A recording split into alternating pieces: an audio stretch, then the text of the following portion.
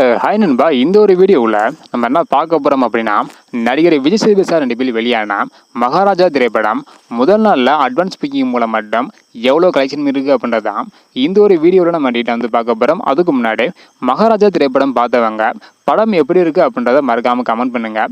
இன்னும் நம்ம சேனலில் சப்ஸ்கிரைப் பண்ணாமல் இருந்தீங்கன்னா மறக்காமல் பண்ணிக்கோங்க. ஓகே நண்பா, வாங்க இன்னைக்கான வீடியோக்குள்ள போகலாம். ஓகே நண்பா, மகாராஜா திரைப்படம் வந்து பார்த்தீங்கன்னா முதல் பாதி ஒரு சிலருக்கு பிடிக்கல அப்படின்னாலும் இரண்டாவது பாதி வேற லெவலில் இருக்குது அப்படின்னு சொல்லிட்டு வராங்க. டோட்டலாக மகாராஜா திரைப்படம் அனைவருக்கும் பிடித்த ஒரு திரைப்படமாக தான் வந்து பார்த்தீங்கன்னா அமைஞ்சிருக்குது. இப்படிப்பட்ட சூழ்நிலையில் அட்வான்ஸ் புக்கிங் மூலம் மட்டும் மகாராஜா திரைப்படம் முதல் நாளில் எவ்வளோ கலெக்ஷன் இருக்குது அப்படின்றத வந்து பார்த்துடலாம். அதாவது முதல் நாளில் 1057 ஷோ வந்து போட்டிருக்காங்க. 97,149 டிக்கெட் வந்து விற்பனை இருக்குது அட்வான்ஸ் புக்கிங் மூலம் மட்டும்.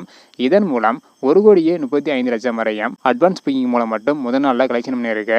டோட்டலாக முதல் நாளில் மட்டும் மகாராஜா திரைப்படம் எவ்வளோ கலெக்ஷன் இருக்குது அப்படின்றத நாளைக்கு வந்து பார்க்கலாம். ஸோ ஓகேன்பா, நீங்கள் சொல்லுங்கள், மகாராஜா திரைப்படம் முதல் நாளில் மட்டும் அட்வான்ஸ் புக்கிங் மூலம் 1,35,00,000 வரை வந்து கலெக்ஷன் பண்ணியிருக்கு.